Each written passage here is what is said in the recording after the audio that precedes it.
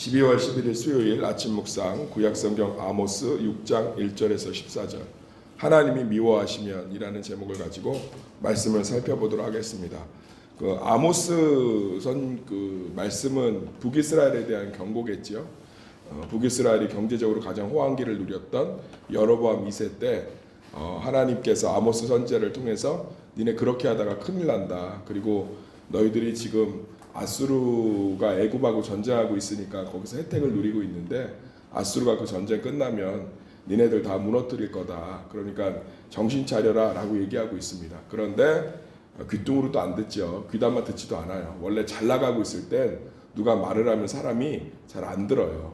그래서 이 아모스 선지자의 말을 듣고 이스라엘 가운데 회개가 일어난 것이 아니라 사실은 그 예언이 그대로 성취되어서 정말 586년의 기원전 아수르에 의해서 북이스라엘이 지도상에서 완전히 사라지죠. 하나님께서 다윗의 집안을 기억하사 남유다의 유다 지파를 남기셨기 때문에 이스라엘이 보존되었지, 그렇지 않았으면 지구상에서 옛날에 기억했던 그런 족속으로만 기억될 정도로 아주 완전히 깡그리 망하게 됩니다. 그런데 참 그 하나님께서 말씀하시는 게 그 경고, 그러니까 너희들이 지금 잘못 가고 있다는 거. 그러니까 우리가 그 잘못 가고 있다는 것을 경고를 누가 해주면 그거는 굉장한 유익이 되잖아요. 제가 요즘 그 우리 교회 스타리아를 뽑아서 운전하면 참 신기한 기능이 있더라고요. 뭐 이제 예전 차들은 없는데 차선을 이탈하면 경고음이 울려요. 그래서 알려주더라고.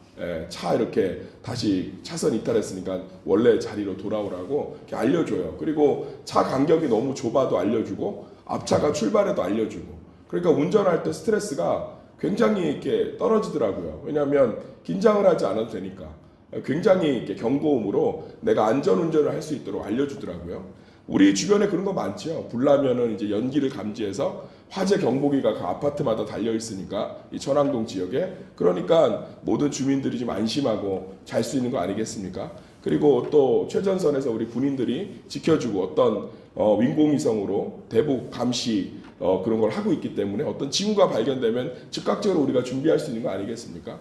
그러니까 하나님께서도 우리 삶에 어떤 위기, 신앙적 위기, 그러니까 신앙적 위기를 사람이 감지하기가 어렵다. 왜냐하면 신앙을 행위에서 찾기 때문에 그래요. 북이스라엘은 신앙적 위기라고 일도 생각 안 했다니까요. 왜 안 했다고요? 예배가 너무 아름다우니까. 예배가 너무 좋은데 고대 근동에 있는 이방 나라들이 구경하러 오고 벤치마킹하러 오는데 얼마나 자부심이 컸겠어요. 교회가 막 부흥해갖고 막 주변에 있는 교회들이 탐방 오는데 뭐 얼마나 자기 안에 무슨 영적인 갈급함을 느꼈겠어요. 제가 볼 때 사람들이요, 다른 거의 위기는 기가 막히게 느껴요. 경제적인 위기, 우리 가정에 좀 경제적인 위기가 올 것 같다 느낍니다. 왜냐하면 매출이 달라지니까. 어떤 뭐 자녀의 위기, 부모의 직관으로 기가 막히게 알아요. 분명히 무슨 일이 있다. 나한테 얘기 안 해도. 건강의 이상 징후, 옆구리만 찌릿해도요, 사람이 근심 걱정이 되는 게 사람이에요. 근데 사람이 신앙의 위기 잘 모릅니다. 이거 성도들이 되게 많이 착각해요. 신앙의 위기를 자기가 기가 막히게 안다고 생각하는데 대부분은 골마서 터질 때 알아요. 오늘 되게 축복된 말씀이에요. 신앙의 위기는 어디서 경고가 시작되느냐?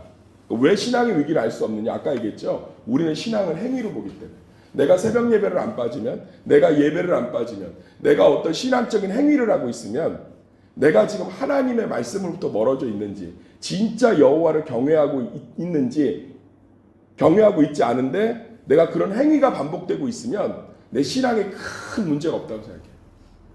북이스라엘이 그랬다. 북이스라엘. 왜냐하면 사람들은 신앙을 하나님과의 존재론적 관계 안에서 찾지 않고, 새벽에 좀 어렵나요? 관계 안에서 찾지 않는다. 행위에서 찾는다. 행위에서. 그러니까 내가 무언가를 작정하고 내가 무언가를 신을 위해서 하고 있으면 내가 그나마 신앙생활을 잘하고 있다고 생각해요. 그래서 위기를 잘 못 느껴요.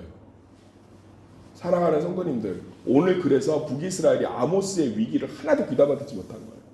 자기네들 보기에 영적으로 너무 탄탄하거든. 전혀 아닌데. 그러면서 무슨 얘기를 하고 있느냐? 지도자들의 사랑이 없음을 얘기하고 있어요.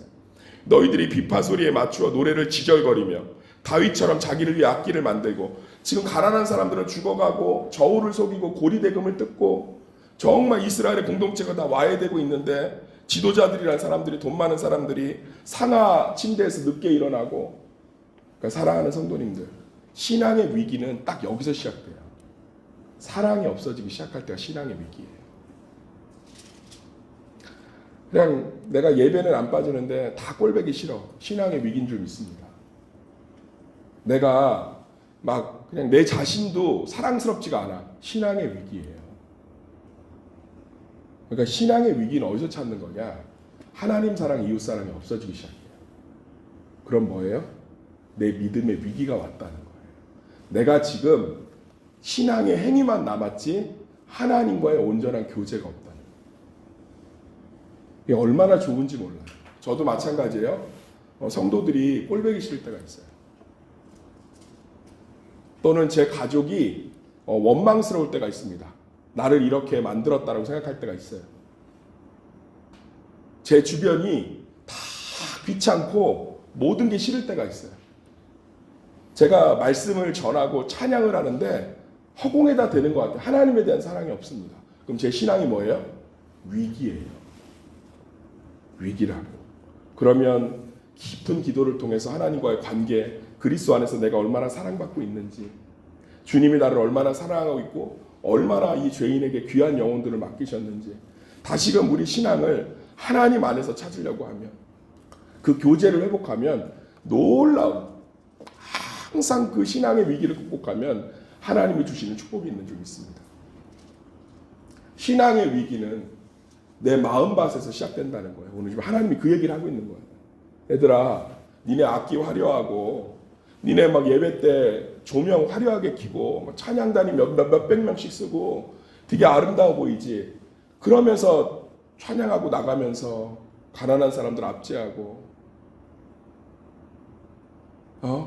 제가 신방을 갔어요. 사업장 신방. 사업이 잘 돼갖고 그 신방을 해달라고 갔는데 그 직원이 이제 그 신방 준비를 하는데 좀 실수했어요. 큰 실수도 아니에요. 뭐 이렇게 뜨거운 물을 내오라고 했는데 목사님 목이 안 좋으시니까 좀 차가운 물을 내왔어요. 제가 민망할 정도로 함부로 대하더라. 그게 무슨 신방이에요? 그게 무슨 신앙이에요? 그게 무슨 권사예요? 그러면서 본인은 막 예배 드릴 때 울어요. 본인은 예배 드릴 때 운다고. 제가 설교하는데 아멘아멘해요. 제가 돌아오면서 물론 그 사업장을 축복했지만 가슴 한편이 얼마나 아팠는지 몰라요. 저 사람은 자기 신앙의 위기라는 걸 알까? 자기 신앙의 위기가 왔다는 걸 알까? 아니나 다를까? 너무 잘 돼서 하나를 더 늘린 건데 그것 때문에 굉장히 힘들어 주셨어요. 사랑하는 성도님들, 신앙의 위기는 생각보다 늦게 깨달아요. 우리 행위가 지속되고 있기 때문에. 그래도 새벽 예배 드릴 정도면, 새벽 음성을 이렇게 매일 들으시는 분이라면 믿음이 좋은 거예요. 믿음은 사랑으로 나타나는 줄 믿습니다. 예수님께 찾아와 묻습니다. 하나님의 가르침 중 제일 된 것이 무엇입니까? 하나님을 사랑하고 내 이웃을 내 몸처럼 사랑하라는 것이다. 우리 안에 사랑이 없어요. 하나님을 사랑함이 없고 이웃을 사랑함이 없고 그 이웃 안에 가족이 있고 교회 가족이 있고 우리 주변이 있겠죠. 그냥 다 꼴보기 싫고 예민해지고 그럼 내 신앙이 뭐예요? 위기에 경고등이 깜빡깜빡하면 아주 좋은 타이밍이에요. 바로 회복할 수 있습니다. 아모스 선지자, 예레미야 선지자, 호세아 선지자 이 사람들이 경고할 때만 들었어도 북이스라엘이 지금도 존재했을 줄 믿습니다. 사랑하는 성도님들, 신앙의 위기는 거기서 오는 거예요. 거기서 사람 눈치가 보이기 시작하고 괜히 모든 것들에 마음에 어려움이 생기고 사랑하는 마음이 없고 의무로 하게 되고 일중심이 되고 그럼 뭐예요? 신앙의 위기인 거예요. 신앙의 열매가 안 맺혀요. 삶의 여러 곳에 열매가 안 맺힙니다. 그런데요, 주변 환경은 가난하고 어렵고 좀 힘들어도 막 사랑이 넘치는 사람들이 있어요. 정이 많다는 뜻이 아니고 주님 안에서 그냥 예배드리고 행복해하고 경제적으로 여러 가지로 사업적으로 기울어서 가족이 함께 예배를 드리는데 그렇게 예배를 드리면서 회복이 일어나요. 서로에 대한 사랑, 교회에 대한 사랑. 근데 하나님이 그 가정 다 살리셨어. 다 살리셨다. 놀라운 방법으로 살리셨어. 사랑하는 우리 성도님들, 오늘 아모스 선지자가 뭐라고 합니까? 너희 지도자들 안에 사랑이 없구나. 너희들 안에 하나님의 공의를 흘리지 못하고 있구나. 하나님에 대한 사랑도 없고 이웃에 대한 사랑도 없구나. 그럼 어떻게 된다는 거예요? 이제 남은 게 얻어 터질 일밖에 없다. 경고등인 거죠. 왜요? 신앙적인 얘기를 하면 얘네들은 못 알아들어요. 자기는 신앙의 위기가 아니니까. 신앙의 위기는 사랑으로 나타나는 줄 믿습니다. 오늘 아모스 6장 1절에서 14절의 이 축복된 말씀이 우리 인생의 하나님의 축복의 경고등이 되시기를 예수의 이름으로 축원합니다. 그래서 내 마음이 자꾸 강팍해지고 위축되고 하면 기도할 때구나. 내가 말씀 붙들 때구나. 하나님의 위로를 받을 때구나. 십자가의 사랑을 다시금 확신할 때구나. 그러면요, 놀라운 평안과 은혜가 우리의 삶을 함께하는 줄 믿습니다.